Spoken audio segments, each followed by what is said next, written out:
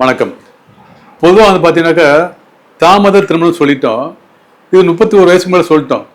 ரொம்ப பேர்ட்டு பரவலாக இருக்கக்கூடிய விஷயம் என்னன்னாக்கா, சார் 31 வயசுக்கு மேலே ஆச்சு, திருமண பொருத்தம் பார்க்கலாமா வேண்டாமா, திருமண பொருத்தம் பார்ப்போமா வேண்டாமா.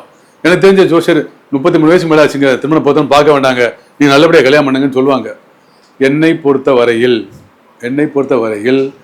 33 வயசுக்கு மேலே திருமணம் பண்ணாலும் 40 வயசுக்கு மேலே திருமணம் பண்ணாலும் திருமண பொருத்தம் பார்த்தே ஆக வேண்டும்.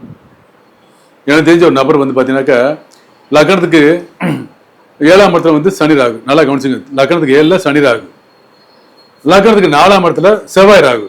அந்த பெண்ணுக்கு 33 வயசு திருமணம். நல்லா கவனமாக கேட்டுங்க. அந்த அவங்க 2 பேரும் விரும்பி இத்தனைக்கு ஜாதி விட்டு ஜாதி, மதம் விட்டு மதம் தான் திருமணம். ஜாதி விட்டு ஜாதியோ மதம் விட்டு மதமோ திருமணம் பண்ணியிருக்காங்க.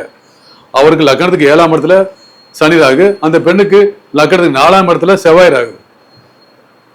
தாமதமான திருமணம் தானே, ஒன்றும் ஆகாது, பிரச்சனை இல்லைன்னு சொல்லி பண்ணாங்க. ஆனால் அந்த திருமண வாழ்க்கை நிலைக்கவில்லை. கரெக்டாக 33 மேலே நடந்துச்சு, திருமண வாழ்க்கை நிலைக்கல. அப்போ எப்படி பொருத்தம் பார்க்கணும் அப்படின்னா கணக்கு இருக்கு.